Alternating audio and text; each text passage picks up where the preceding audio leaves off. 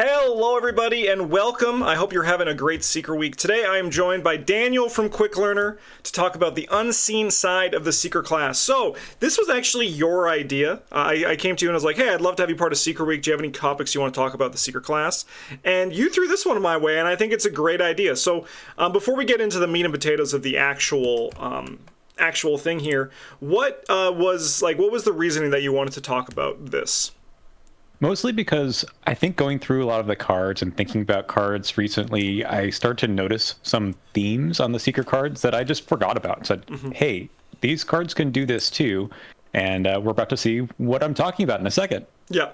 So I'll say it also just at the start of this, because there's going to be someone who is going to bring it up. Seeker is very strong. They're a very strong class. In my opinion, they were once the strongest class, but now they're the second strongest class because, you know, rogues are just better. But we're not here to disagree with the idea that Seekers are strong. That is something that we're not going to, just glaze over in this. It's there. But we want to focus on the side of the Seeker class that isn't commonly discussed, because so much of the conversation about Seeker is eaten up about how strong they actually are. It's like one of those things where, unfortunately, there's not a lot of nuance in the discussion of the Seeker class online. A lot of it just ends up being they're broken, which is not really, one, helpful, number two, interesting, and number three, not as true as it once was. I think, again, if you look at the early days, especially also, while doing Seeker Week, Circle Undone to, Dream Eaters was a crazy time to be a Seeker. They got so many, powerful pieces of cards. But now, they're getting, some more other things sprinkled in there, so we're going to not be talking about that as much as we can. We want to talk about the more interesting side of the Seeker class, which is the Support Seeker. So Seeker has a lot of tools for team support, but isn't commonly the path people take when building Seeker, because winning the game with your support cards yourself is generally just easier. It's just how it is, right? It's we're going to get into it when we get into the deeper thing, but the biggest example is Daisy Walker with Old Book of Lore, right? You could use it on somebody else, or you could just use it on yourself, find a Dr. Milan Christopher, find a Grim Memoir, find something, and just win the game on that. But the question is, when is it better to use an action or effect to help someone else rather than yourself? And why would you want to do this just over doing it all yourself? So before we dive in, for you, Daniel, why would you want to do this over just doing it all yourself? Because I'm bored of taking over the whole game. No, that's not the real answer. I think part of it is that I'm thinking about the rest of my team and what things I am not as good at doing. And maybe some of the things that they do is stalling out. They don't have as many cards, and I can get them more easily through other effects. You know, you throw your Perception 2 at a test, you're going to draw 2 cards anyway. The Old Book of Lore is really good to have yourself get set up, but maybe someone else needs that little push as well. Yeah. And it's also one of those things that, for me personally, we're going to touch on this much later in this video as well, foreshadowing. But I do generally think that support, if built well and the team comp goes around it, is so much stronger than the Arkham community gives it credit for. So I think the answer is that Seeker is the best class in a lot of things. I also think that they are the best support class. So if you build support really well as a Seeker, you're going to win the game even quicker. Because what it comes down to is what... there's still going to be a cluver, right? But it just doesn't have to be you. Right? You can still get clues, but you're not the main cluver. Instead, you're helping everyone go another 75% worth of investigator. So you're actually running 25% more investigator than you would otherwise. Yeah. So I agree with that. Yeah. I think that we learned a lot from Carson being around to just give away actions. And what that often means, I think, for a support Seeker is not every single round do they need to be doing progressing the game with all their actions, right? If you look at Daisy in particular, her fourth action to use a tome could be the Old Book of Lore on herself, but maybe you already have everything you need, or it's not pressing right now to get that extra card. If it's a Grim Memoir, maybe there's no more clues on your location. But giving away an action is basically in the card draw is like someone else getting that free action instead of you. Yep. And in that particular round, maybe that's more pressing. 100%. Yeah, and it's I guess that also is the question that you answered just there. When is it better to use an action or effect for someone else rather than yourself? And like, I don't really have anything to add, so I'm just kind of like being like, yeah, like it's 100% true, right? And that's like I do think that Seekers, to play well, you do need more game knowledge. I think that's also probably the reason why generally people aren't talking about like support as an archetype, because one, you kind of need at least 3 or 4 players, right? Like, you can do it in 2 players, but it's you'd rather just have someone who is either like, you'd either rather have 2 flexes or like you know, like 2 specialists, right? And then the other thing is that it's hard to like know that how like as a player, how do you regain the tempo that you lose by not advancing the game all the time with your actions, right? Yeah, that's right. And I think that's often hard to judge in the moment. So it's hard for us to talk about, oh, you'll know it when you see it. Because I think you do. After you play the game quite a bit, you start to see, okay, you know, my friend is missing a big weapon or something, and my old book of lore 3 actually could play the weapon for him without even the action or the resources. And that's going to get us through this round. And other rounds where I'm more important, or if that already passed, or in the future, we'll worry about that another time. But right now, there's a big roadblock. Yes, yeah. So what we're going to do for this video, we have just a bunch of archetypes that exist that we noticed with cards we pulled out, just some notable cards and like where they fit in, maybe some where they just are just like general support. And then we also have some deck lists from a time when you played a support Daisy deck and I played a Nat Cho deck, and how they came together and sang a beautiful song. And then we have a few kind of talking points to close out this video. So let's see our first batch here, which we have in generic support. All right, so here are some generic support cards that we came up with that didn't fit nicely into categories that we'll see next, but they seem to work really well for any scenario or any group, really. If you look at Dr. William T. Melson, the upgraded one, you might not have noticed this, and I didn't even think about it when I looked it up. His reaction is able to be used whenever any investigator at any location draws an encounter card, and then you get to look at the top 2 and pick which one you want to draw. What a nice card for either Ancient Evils or Frozen in Fear. If anyone draws it, this is kind of crazy good. And yet, I often just look at the card and say, hey, it's 1 resource for 2/2 soak, and maybe I can protect myself from something. But encounter card protection for the whole team. Yeah, awesome. And it's one of those things that where, to go back to the Seeker's strong point for a second, there's the new card, the Ravenous Myconid, that just came out in Hemlock Vale. And funnily enough, both the enemy one and the treachery one are both actually, I mean, even the health one, they're all good actual Seeker support cards. But people get attached to this idea, again, that Seeker is strong and Seeker is powerful. And while, yes, I do think the Ravenous Myconids are really strong, I think they actually like work very well in this kind of support archetype that it happens. And I think Dr. William T. Melson is no exception, because if the idea is that you want to get like 1 or 2 clues, like a turn, like 2 at the most, 1 most commonly as the support, this means that like if you save someone like a Frozen in Fear or an Ancient Evils, you've just gained so many actions for the team, and your 1 clues are easy for you to pick back up because your job is to just get 1 clue, and like you'll end up action positive out of it when you do that kind of thing. Yeah, it's a really good point that it's really, especially in a big group, right? You're able to trigger this a lot, and you don't really feel that it sets you back. Yeah. Yes, yeah. The Archive of Conduits next. These ones are, there's 4 of them. I think there's 4, right? Or is there? Yeah. They are, all of them do something that can impact the game in a very large variety of ways, whether it be movement, I think like evading enemies, that kind of stuff. There's probably a card draw in Resource 1. I actually don't know the conduits too much off the back of my hand.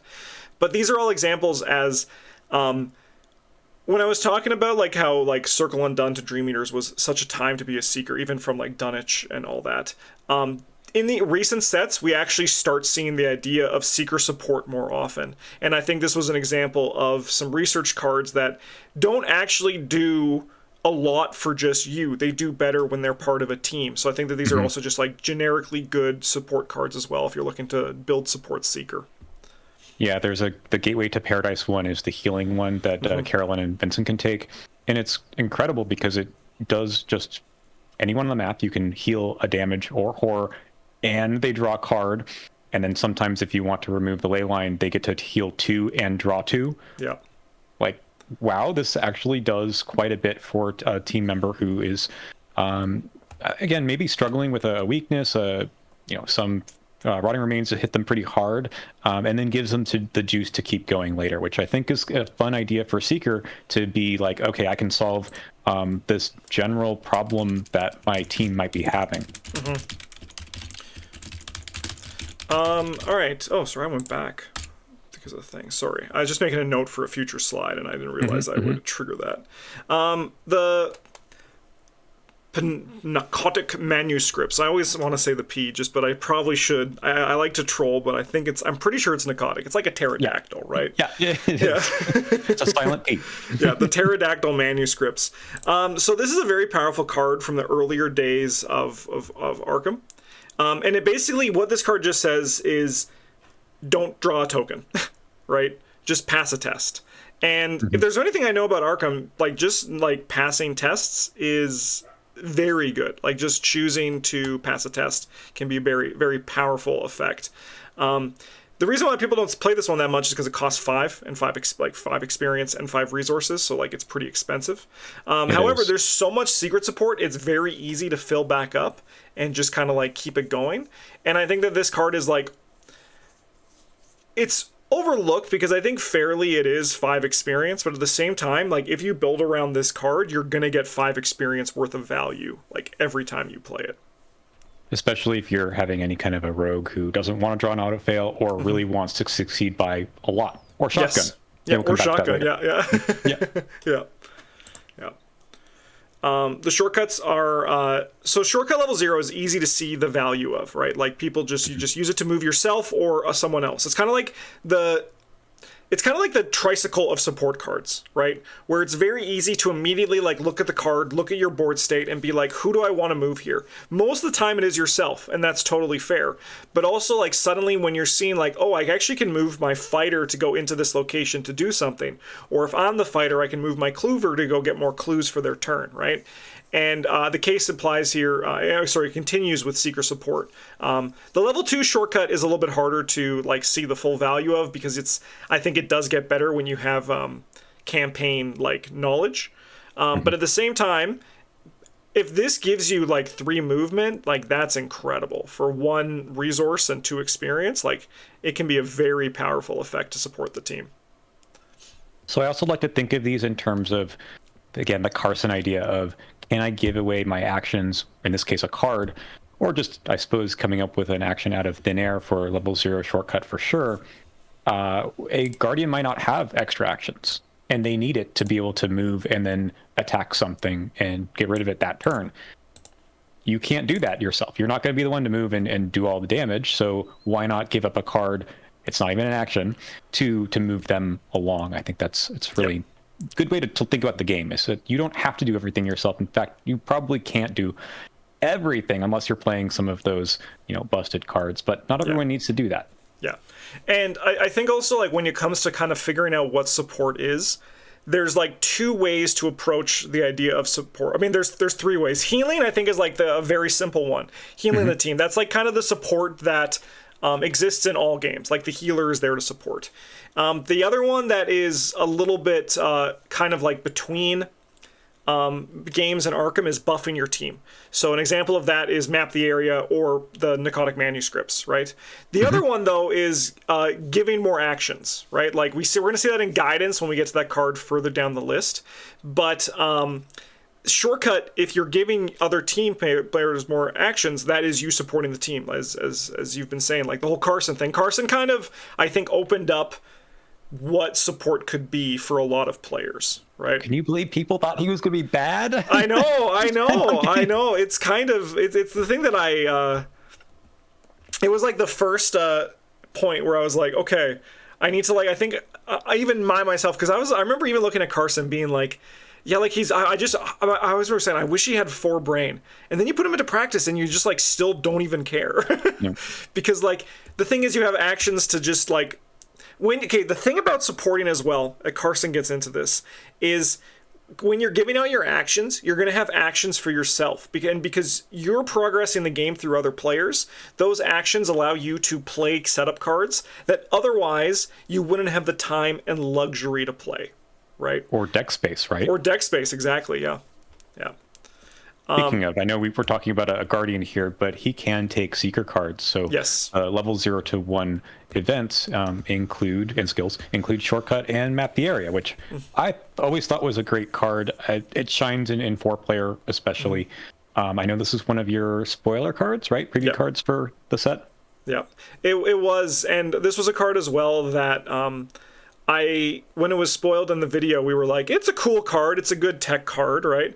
But then you actually play with it, and it turns out buffing the entire team is like very good. And that's why like Map the Area is so nice, because it just makes everything easier. If you look at things like Rotting Remains, if you know you're going to be on a location for a while, that just being like 33% less bad from 3 horror to 2 horror is like a huge, huge buff.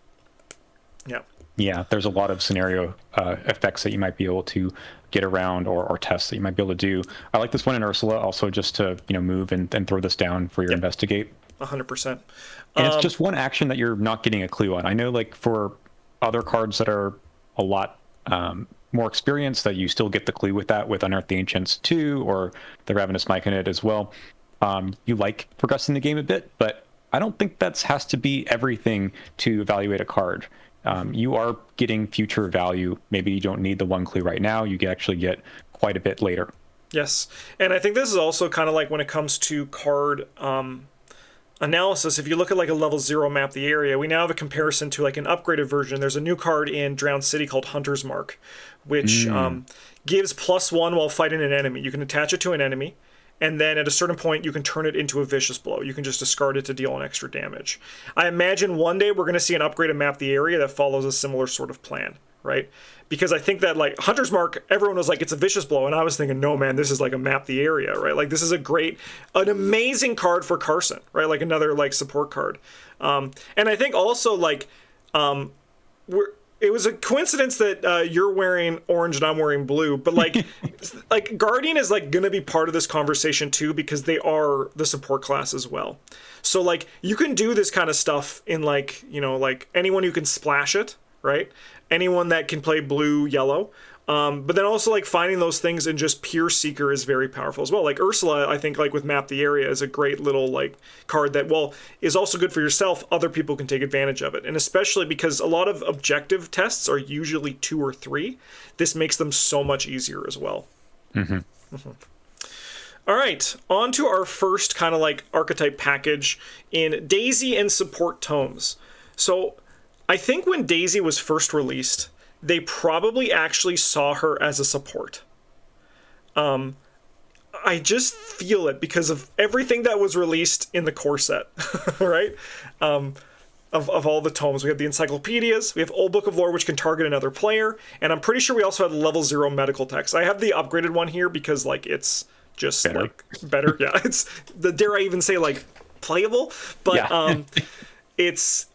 The problem was, this is where we started to see the power of just book and using your intellect to investigate, right? Like, with all this stuff, it's like Daisy was just like, oh, I could just like use my Old Book of Lore on myself to find my Dr. Milan and then just go nuts.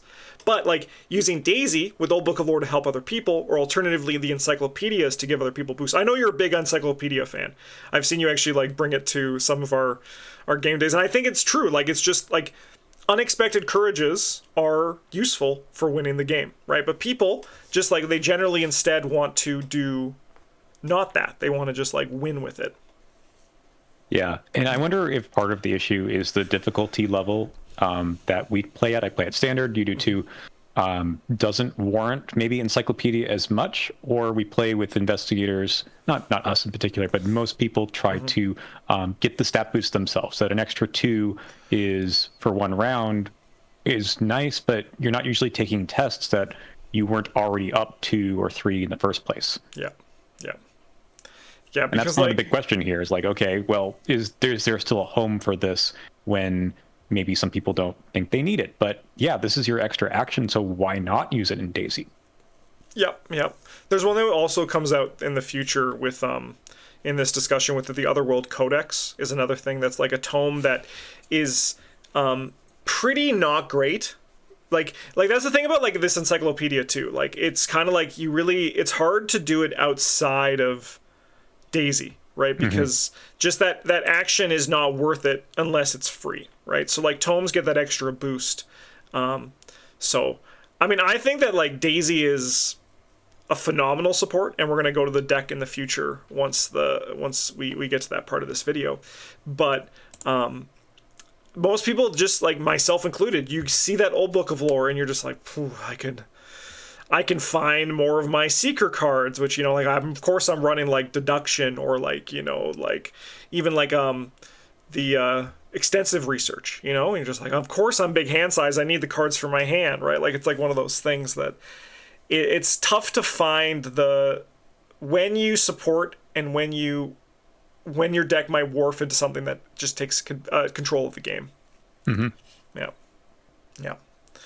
All right, next one here, we have an archetype that doesn't really see much support beyond these cards, but the idea of reducing enemy difficulty in the form here of Expose Weakness level 1 and level 3 and anatomical diagrams. On Monday, we voted Expose Weakness, I'm pretty sure is the worst Seeker card, the level 1 version. It's terrible. It's really bad. And to be honest, I actually don't know if the level 3 is like that much better. I think anatomical diagrams is generally underplayed. I think it is actually a playable card. But I think the issue with these ones is that there's really like no big payoff to it yet. We need Not like in Seeker, right? Yeah. It's like there's Daryl, and you can do like the exploit weakness, the one where the guy's getting just like absolutely destroyed. But like I think that like these cards are something to like put a pin in. We would love to see at PBG a Seeker that like uses these cards, right? Like a Seeker that actually like its whole idea is fighting enemies by outmaneuvering them with like insight and science and all that, as opposed to just like not, because there's no Seeker that actually has less than except for Amanda, of course, like that has like less than 4 book, and that's I think kind of the issue. Yes. Yeah. And I think with anatomical diagrams in particular, this card is playable because it gives the enemy -2 instead of some variable number, because you have to take a test anyway. Yeah. And this allows you to, you know, you've got your hunting Night Gaunt, and this just allows you to evade them and walk away without worrying about that negative modifier issue. But there's so much other text here that's just, I don't know. Can you only play this if you have 5 or more remaining sanity? Like, what is that doing there? But I want that to work, because I think a difficulty 0 test, even without any other support, is a good payoff, especially for a level 0 card. But yeah, wouldn't it be nice to see a little bit more? Yes, yeah. And like these are all, as you can see, they're from Dunwich, Forgotten Age, and Carcosa. So this is like, these are actually like, they're so old, they've kind of just like slipped through the cracks, it seems like. Like there might be a chance we never see support for this again, right? Like there's a chance that could happen, right? Because it's just like, no, this is part of the Seeker class that we just don't want to do, which is fiddly enemy management. Yeah. Yeah, so like these could just like go to the wayside. However, this is something to consider. Like if you are like a Seeker support, like I wouldn't look at like Expose Weakness as much, but I think like if you like have high sanity, anatomical diagrams might be worth running, because it can get you or a teammate out of a pinch if needed, or just make like an enemy easier. Yeah, I think Expose Weakness, the level 3 anyway, has this weird home in a shotgun support deck, so you can maybe make that hit once, but for 3 XP in a card, it's just too expensive for that. Yeah. Going on here with another kind of like forgotten archetype here, but we got Charles Ross Esquire. Do you guys remember him? I have here in my notes in our breakdown, and forgotten even by the designers.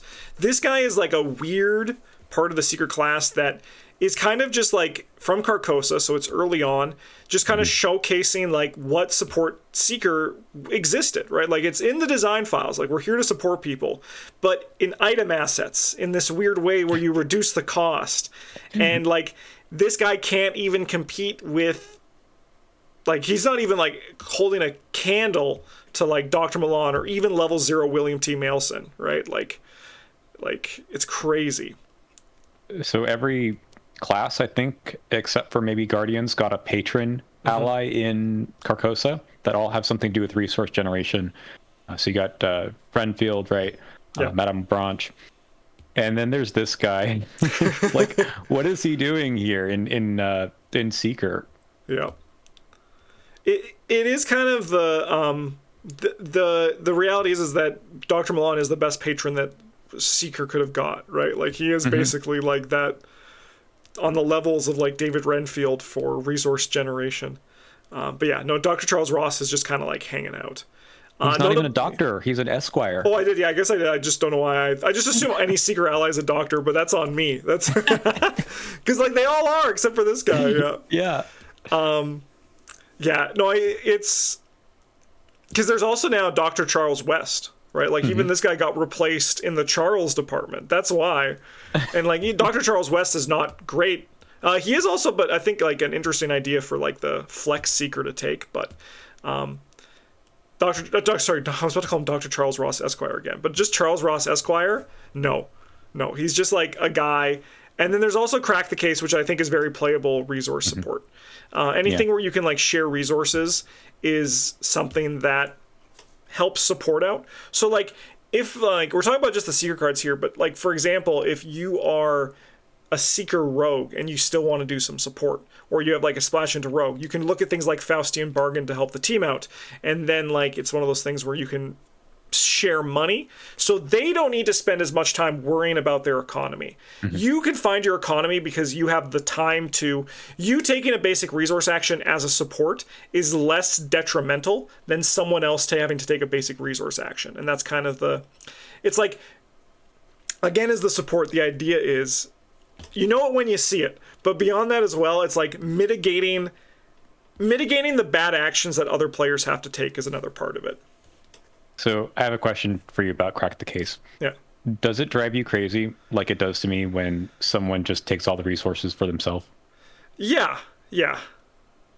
At least ask first, right? Yeah, I'm kind of used to it with Travis and Bryn.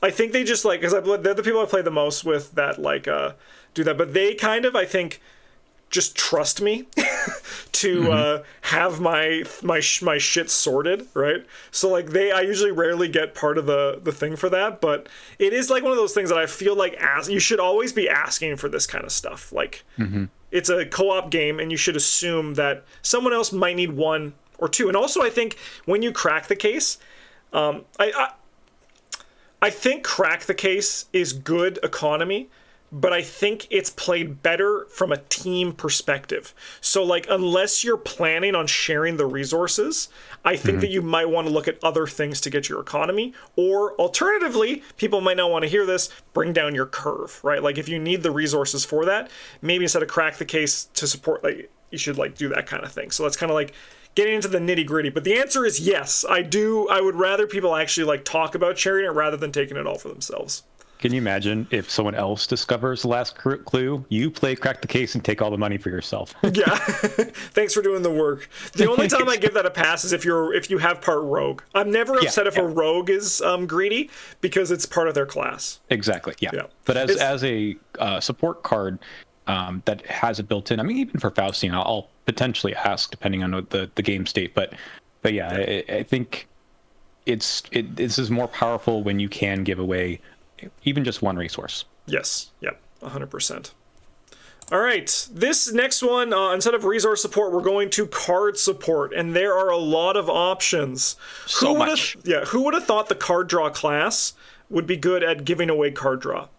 And this is something that, like, I've talked about this recently. I think in the interview I did with you on your channel, which you should watch, by the way, if you haven't watched. It's really good. But like the issue with Seeker from the beginning was that card draw was their mechanic, right? And I am of the belief that card draw should, while some classes or like some archetypes or some whatever you have, this is just general card game. Card draw is good, but it shouldn't be like, it's okay if one person or one like color or one class gets better card draw, but they shouldn't be card draw as a mechanic. Luckily, a lot of their card draw is actually shared, which is really nice because supporting the team through card draw is a very powerful effect.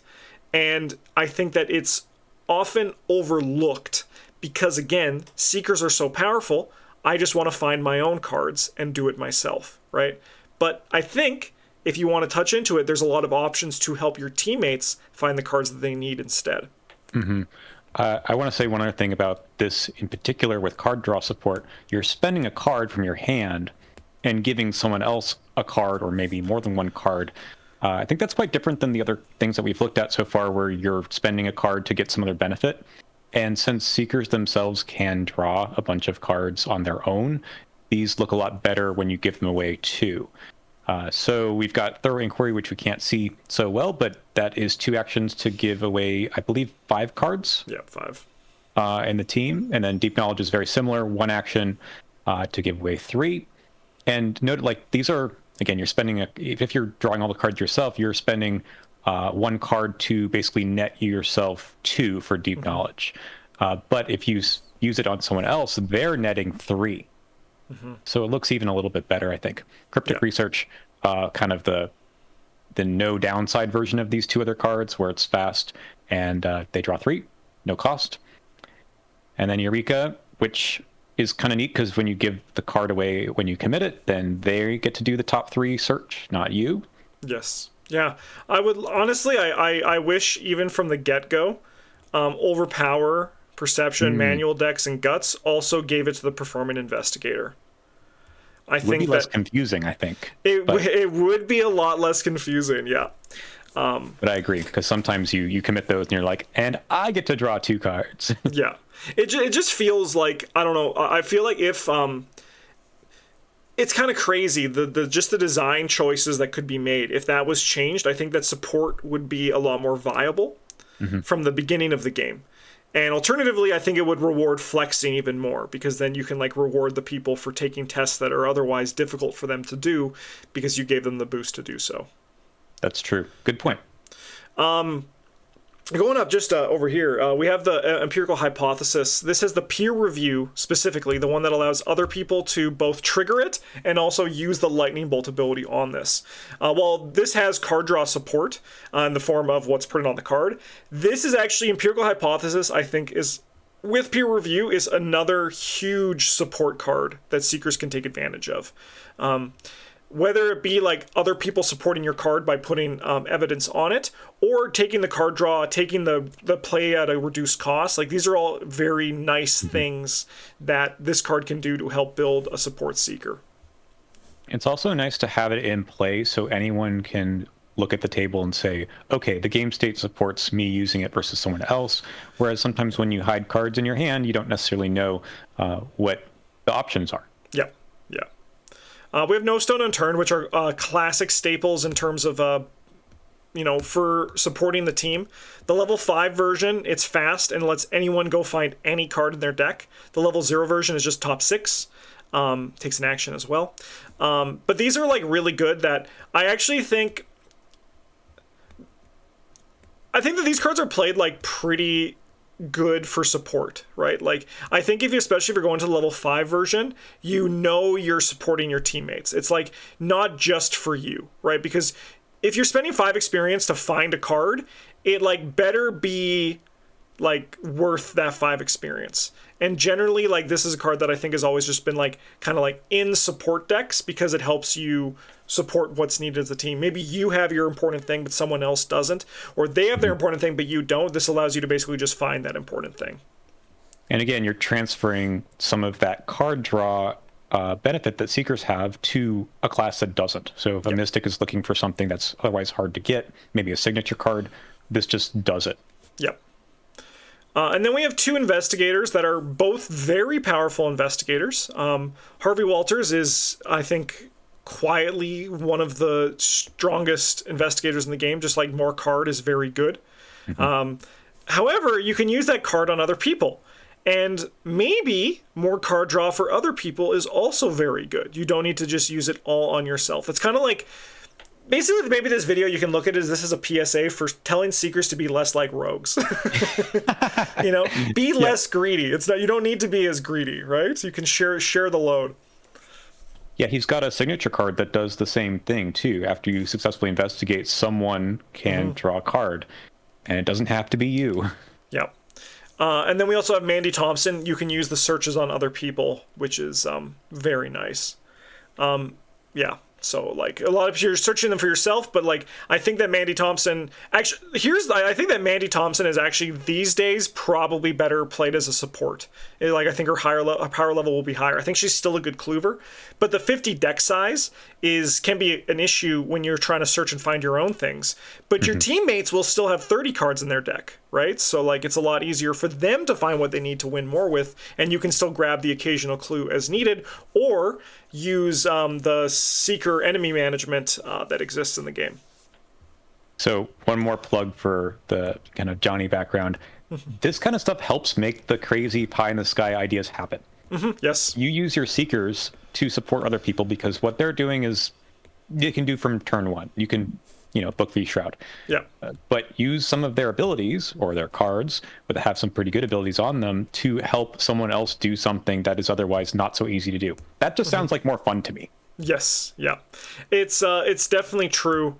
And to go back to like Guardian Week, when Bryn played a support Nat Cho, I'm pretty sure it was Nat Cho.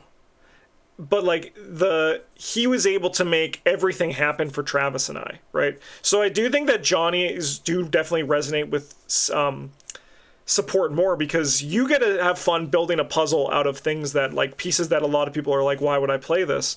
But then you also get to see your other teammates' decks absolutely flourish, right? Yeah, because I mean, Bryn right now has been living on trolling Travis in every game we play. So, but Bryn has played supports in the past, and it's always been really good. Bryn also might be playing a support Mandy later in Seeker Week as well. Oh, perfect. Yeah. All right. Next one here is action support. So we have cards, resources, which are, yes, actions when you come down to the real, like once you start looking into the source code of Arkham. But these are just traditional action support, or ways to make actions better for other people. One that's been in the game for a while is guidance, which has not really been played because, again, there's not really been a home for it. Bring in Carson Sinclair and guidance becomes a lot more appealing. Actually, it's become so much more appealing that even like you just see random people playing guidance now, which I think is really cool. Because I think, again, Carson changed the perspective of what an action means to the team. Like, dividing it 3-3-3 might not be as good as dividing it like 2-4-3, right?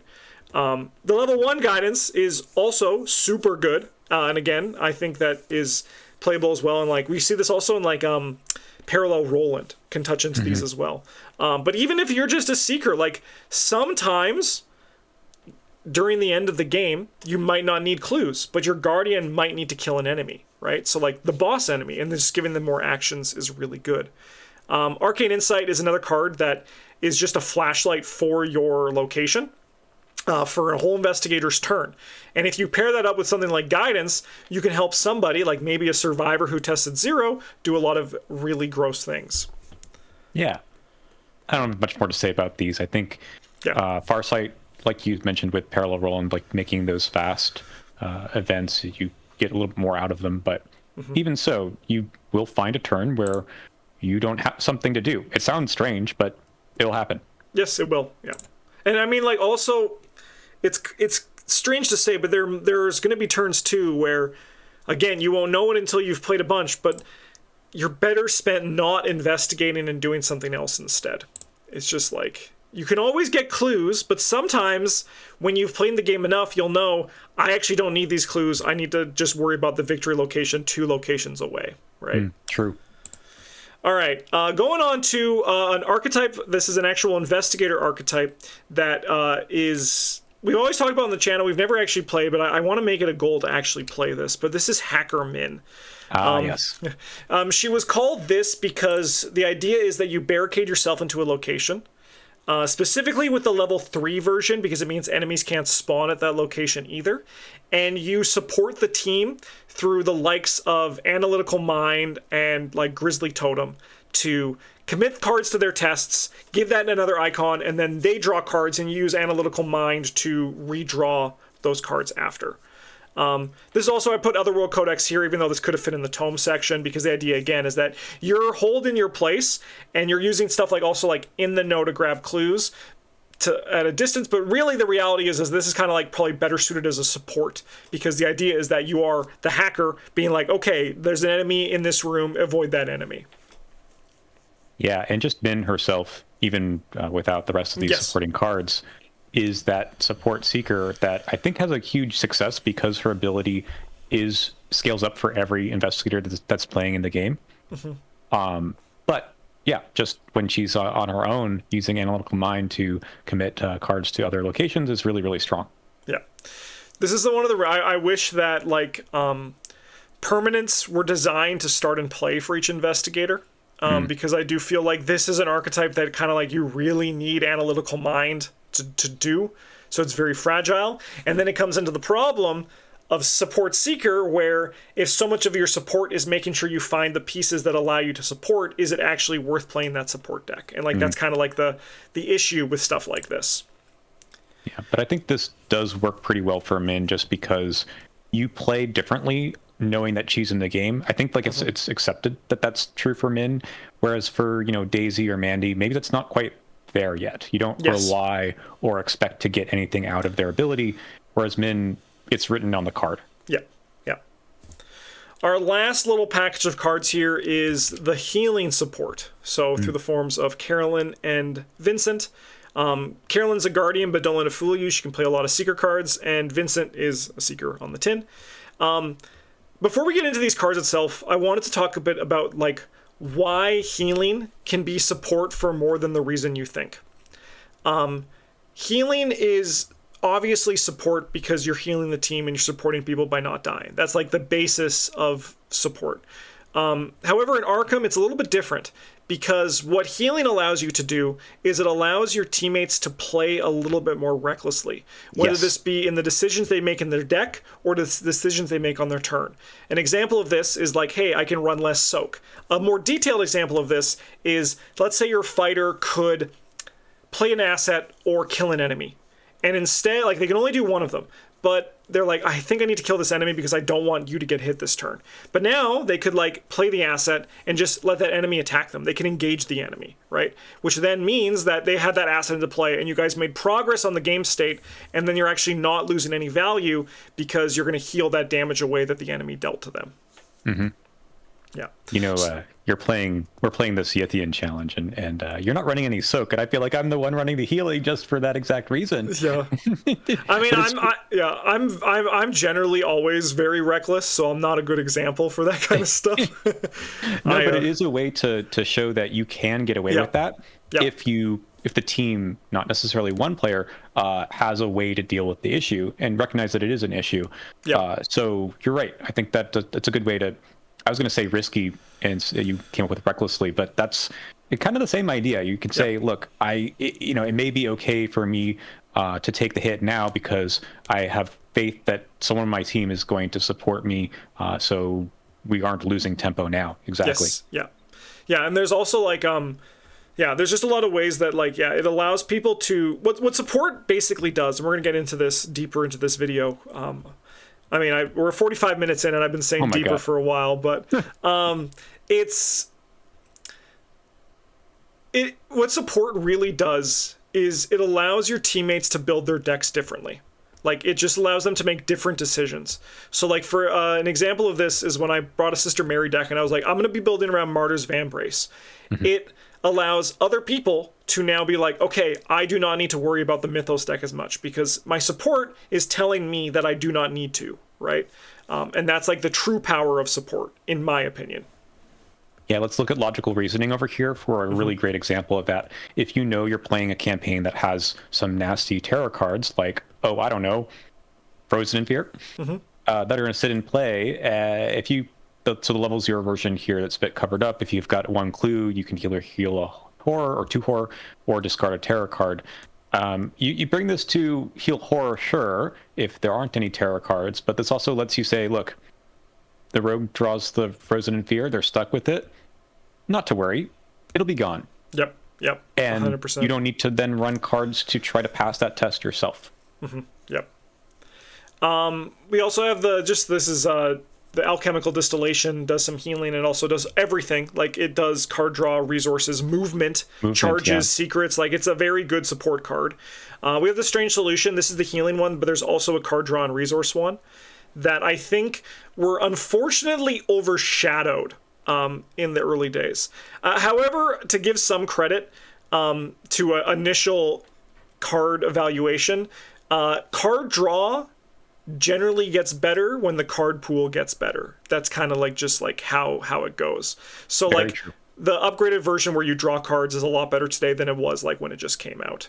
And then we also have Grey's Anatomy, which is a perfect transition into our support Daisy deck list. So we're going to disappear on the screen for a second, but don't worry, we're still here.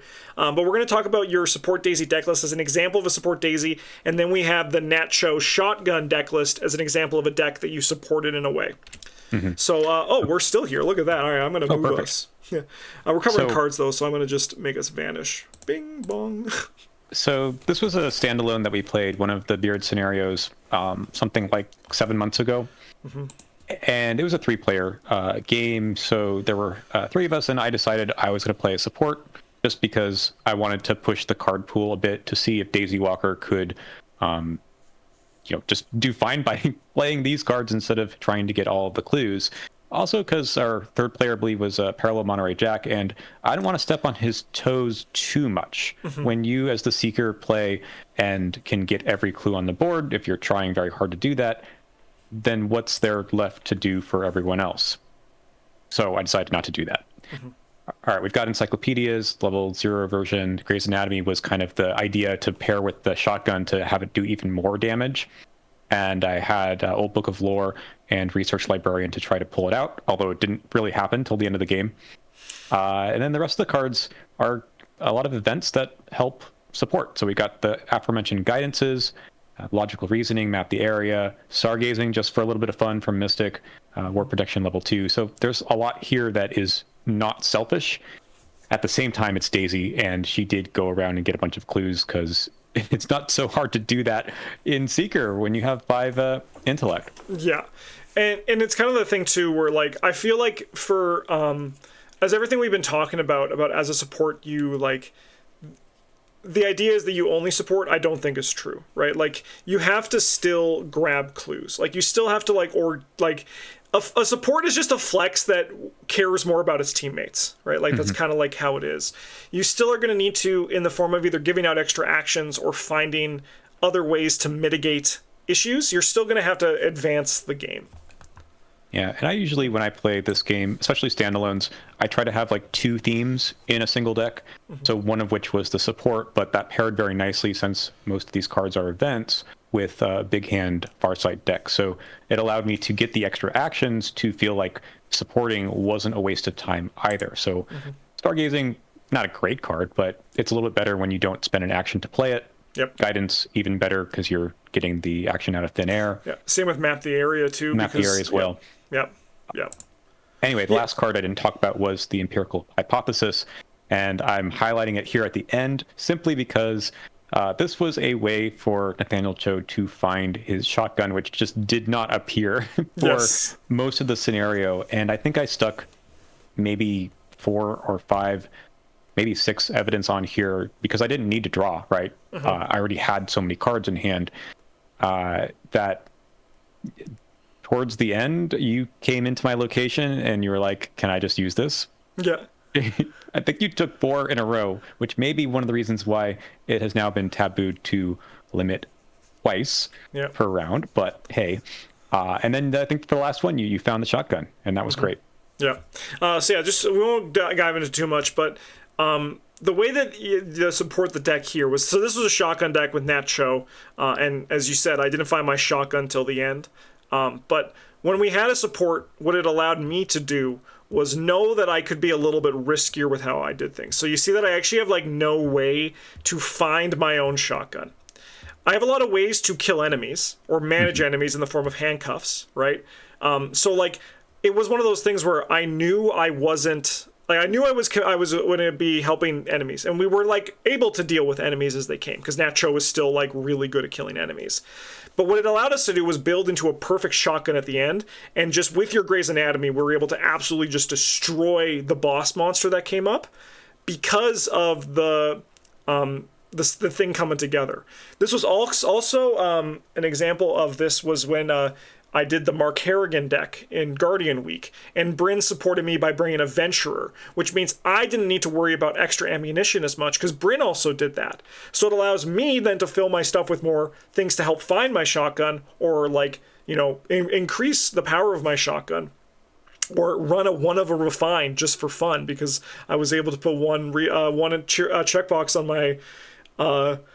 my custom ammunitions, or my custom modifications, right?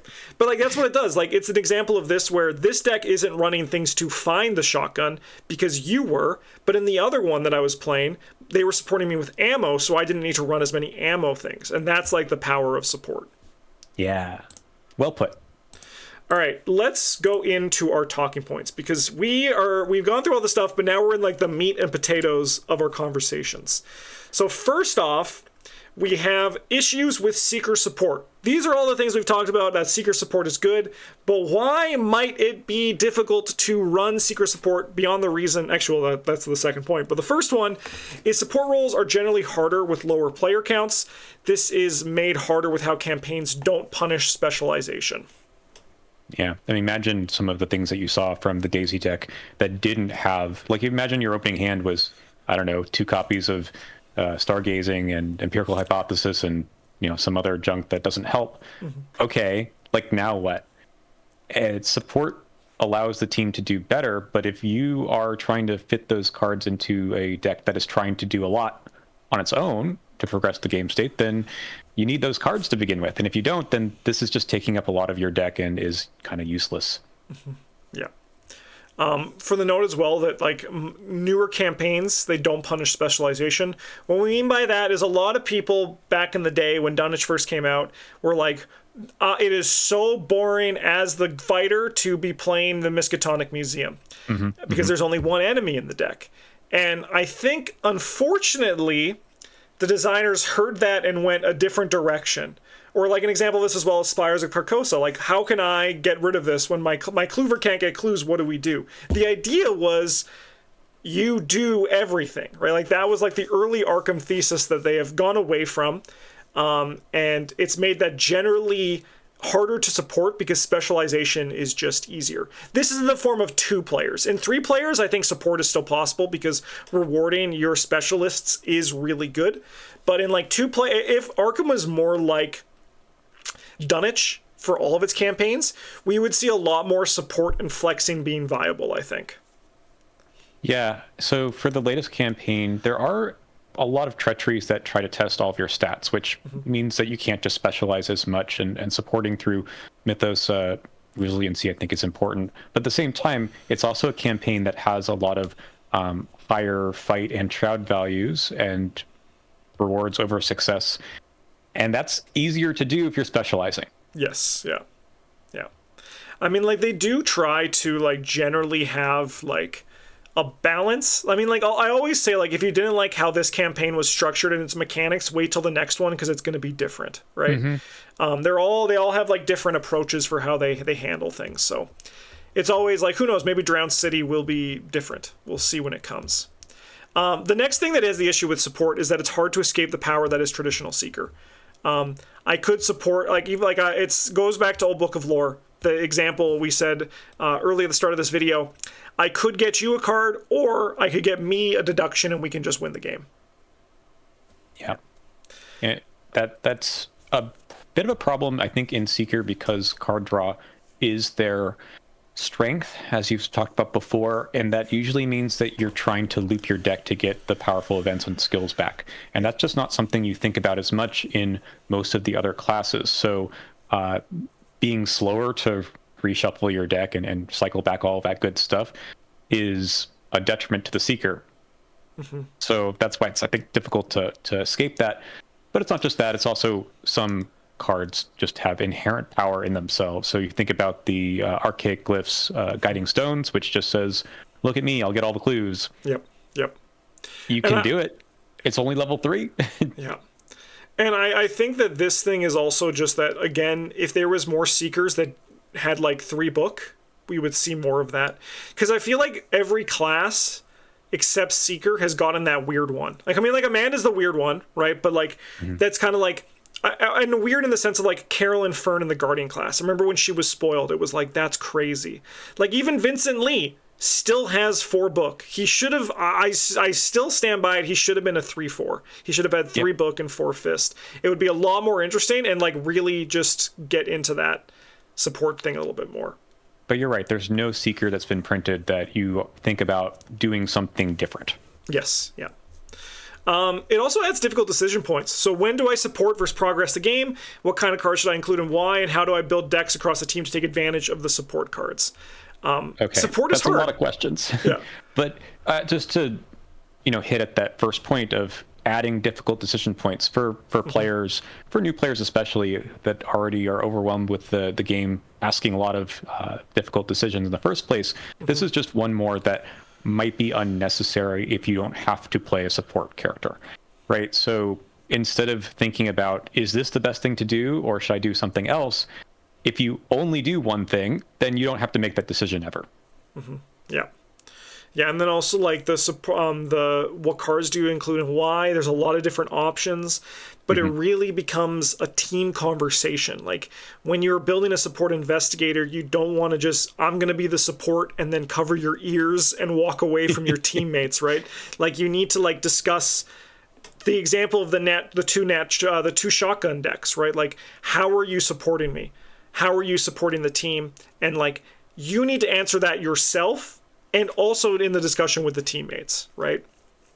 So is it resources? Is it actions? Is it the throwing skill cards at you?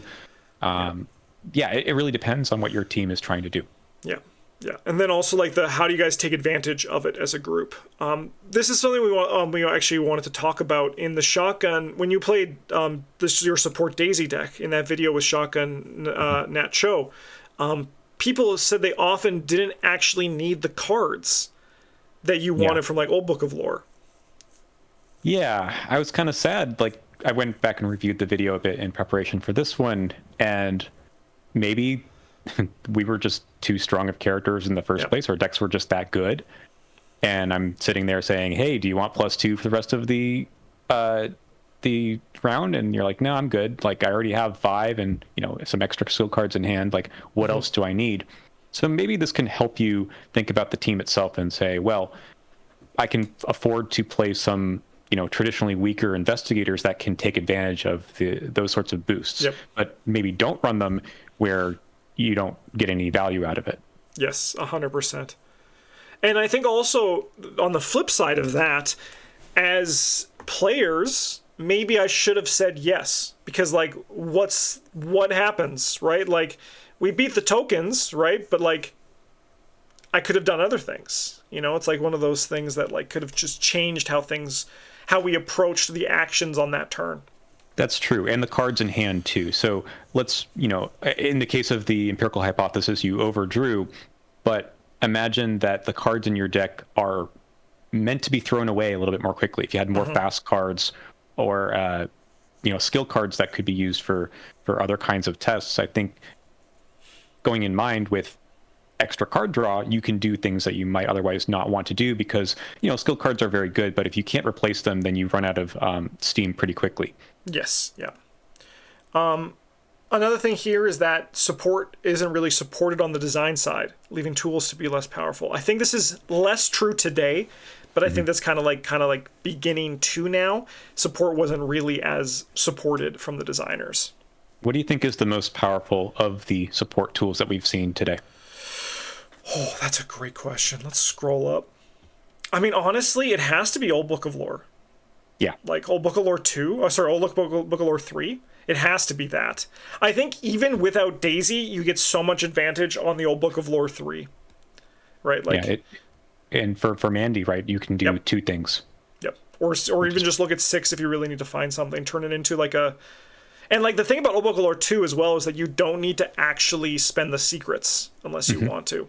Which is like to reduce the cost and play it, which is really nice. So you can refill the secrets, which is also something you can do when you search and find your astounding revelation or something. Yep, and like that's the thing, right? Like you can like make it work so it's like, okay, I haven't found my astounding revelation. How can I dig that out right now? I should take this turn. This search is for me to make it better for you in the future.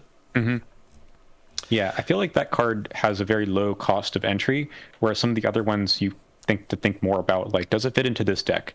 And not always. And I really want to give Grey's Anatomy more of a shot. Have you played this one to any great effect? I probably did sometime during the Play All Card Challenge. I must have. It's always impressed me, though. Travis brought it when we did our Scarlet Keys rerun where we played every standalone scenario. And he coupled that with... Okay, so that was a crazy one because that was when Bryn played Carson. And the idea was he was going to give me the Runic Axe as Daniela, where I became the human blender, and it was the strongest I ever felt, just killing enemies with a level 10 Runic Axe. And this shows what Seekers can do, right? Like, Carson gave away something that Daniela couldn't do, and we had great things happen. Travis also got Grey's Anatomy, and we were just able to, like, take down boss monsters like that. Because it's just, like... I think it's a powerful card. It's just, once again, it has that weird... thing where it's a Seeker support card, so it's already an archetype that hasn't played that much, and it costs a lot of experience. Right. And I guess it's worth saying here, even under the note of it's hard to escape the power that's traditional Seeker, there's an opportunity cost for these higher level cards. You know, what are you not getting that you could have been otherwise? Yes, yeah. And then also, and then when a lot of the support cards are so high experience too, you have to be like, I have to choose one. Like, I have to, Yeah. We have one less thing here, one less that's not on the slide, but a talking point. This is a good question. I'll throw it to you first, and then I'll give my thoughts. But do you think support is generally good enough to run, or is it better for players to handle things themselves? I think it's a player count issue. But in general, I find that it's worth it. Just because unless you have a very, very finely tuned deck that always can find anything that they ever wanted in their opening hand, one of the biggest obstacles in Arkham is how do you make what you have in your hand work? And how do I meet the challenge that's on the table? Support helps you get through those rough patches. So, I mean, it's not a Seeker card, but, you know, I love a Stand Together, right? Level 0 or level 3. It suddenly opens up your card advantage really in your hand so much more, and you didn't spend an action to do it. That's kind of the big point. If someone doesn't have a problem, and I suspect that Seekers have less of a problem than other investigators because of their inherent strength of cards, that it'll help someone else more than it's really helping. That action or those cards are going to help someone else more than it's going to help you. Yeah, everyone always jokes that Stand Together is the first card I put into all my Guardian decks. And I always play Stand Together 3. I usually bring them to game days. For standalones, it's very good, right? But it's like, it's a crack the case that you don't need to, there's like no greed. It's just we're each getting 2. You basically are crack the case in a 4-shroud location and splitting it equally. And like, that's really nice. I also think the support is generally good enough to run. While I think players handling things for themselves is a powerful option that players can do, support allows you to change how you approach the game, and I think that is more powerful than handling it just yourself. And it's a co-op game. You've said it before. Like, why not? Why not lean into some of these things to make people you're playing with more happy? Because you said it about Stand Together, but it makes everyone so happy when you play it. You're like, oh yes, of course, this is great. Yes, yeah, 100%. Like leaving candy for your friends. Yeah, exactly. You're just making their day better. All right, the last thing we got to talk about is what can the designers do to support Seeker support more. There is continuing to print shared card draw effects. Like this is like things like deep knowledge. One that actually, so a little spoiler for tomorrow's video, YouTube time's crazy, but tomorrow's video is our wish list. And in that one, we talk about Seeker support as part of this. It's kind of like, here's what we talked about today, but here's some more ideas to come from it. But something that Travis said would be an investigator that's kind of like, he can split all, or they can split all card draw among investigators at their table, right? So just like having effects that normally are not shared, like even if they're shared already, and just like they can share them with anybody. It's like one of those things where if you draw a card during upkeep, you can give it to somebody else, right? Like I think like that could be like things that they could do, just like shared card draw effects, whether it's be through deep knowledge or through investigators that like care about support. Another one sounds pretty cool. Yeah. Another one is reducing Seeker's ability to impact areas of the games it shouldn't impact. A big thing for this, I think, is just asset-based enemy management. Comparing Persuasion or Existential Riddle to Ravenous Myconid, right? Like, the one that eats enemies can be pretty bad if just like you're eating all the enemies that shows up and your fighter is like, why am I here? That's kind of the issue that Seekers can have. And like just reducing that and making it be more one shot or just generally weaker effects is a good way to do it. I think also weakening just clue gain in general is really good for supporting Seeker support more. Yeah, I agree. Yeah. I think another thing is get weird with Seeker card design. Mystics, Survivors, Rogues, and even Guardians are getting a little bit freaky with it, but the Seeker class is still pretty much just like on the tin Seeker. I'm trying to like think of even a weird card, but I can't think of a weird Seeker card. I guess Throw the Book at Them, the card you spoiled, is probably like one of the ones where I'm like, that's a weird card. But it is basically just like not good enemy management, which is what I want from the second point, but still. So I think Confound is a good example of enemy management. Is that the event that... It's the parlay one. Yes, that you get 2 clues and then double evade. I think that's a really nice card for Seeker, but the problem with it is it does a Seeker thing. It gets clues, right? And I know that that's what everyone wants to do with their card pool, but at the same time, support needs to look like something that is not just progressing the game state, but is still just worth your time and resources. So I don't know. Yeah. We'll maybe see some more. Like if Confound was like, even just like if you look at like Confound and just like what would make it interesting and playable if it wasn't clues? If it was just like, what if you drew cards instead? How many cards would you need, right? Like what if it was like search the top 6? Like it was that kind of thing. Like, like it was like something like stuff like that would make it more interesting than just clue potential.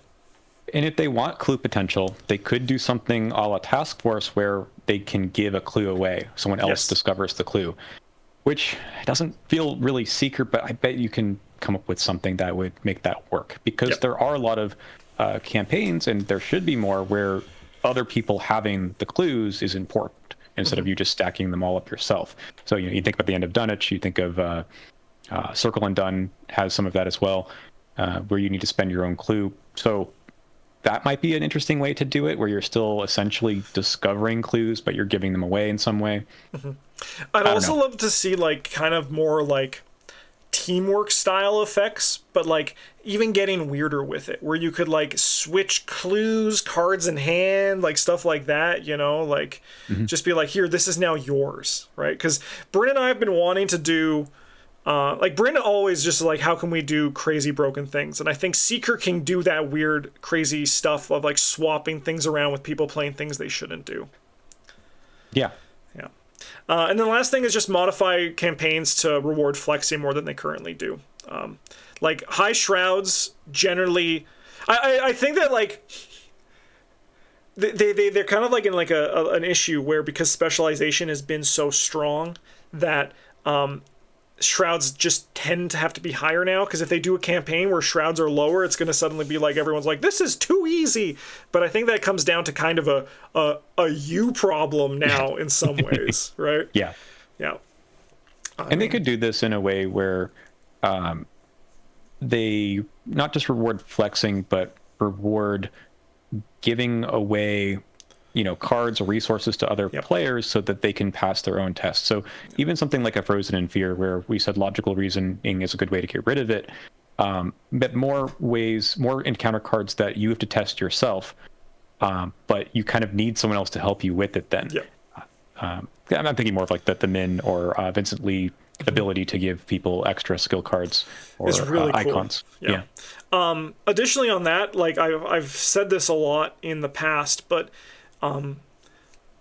when like you have like a limited collection, if it's forced on you or you challenge yourself to play with a limited collection, you're going to discover things like builds that you wouldn't do otherwise when you don't have the whole pool. So I think another thing designers could do is build like a system where it's like, hey, everybody, you guys all awesome. For these 3 months, you can challenge yourself to build with only these sets. Have fun, I think that could be something that players will then discover, like, oh, this is actually a really fun thing I can do, and it's also very viable and powerful as well. Yep. I've had a lot of fun playing challenge runs. We're doing this Yithian one where I do feel like I mentioned it before, playing the bit of a seeker support role here and there, just because the investigators themselves and that challenge makes it so unusual that leaning into support makes some of our dreams that were otherwise kind of flagging a bit more possible. Yes, 100%. Yeah. All right. Well, we did it. I don't really have any closing thoughts. I think we covered like pretty much everything. I think like my only closing thought is that if like I totally respect that support is hard if you play like 2-player and, dare I say, even impossible solo. But I think that if you're playing 3 or 4 players, I do think that if you watch this video, if there's one thing I would love for people to take away is I want to try a support deck. Maybe not necessarily in Seeker, but like in Guardian or like even like I would love to see someone like be like, hey, I actually want to try a support deck for the next time I play. That's what I want like people to come away with from this video with. Mm-hmm.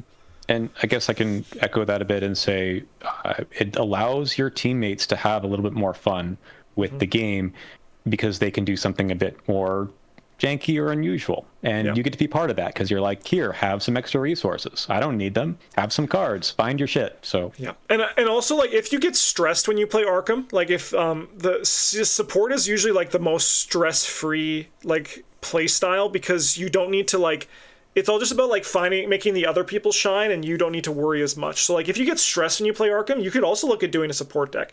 With that said, it is like kind of tough, so maybe like ask around online, check for deck lists. But like it is a very fun way to play Arkham because you don't need to like worry as much. Agreed. Sweet. Well, thanks for watching, everybody. I hope you enjoyed this, and we also hope you enjoy the rest of Seeker Week.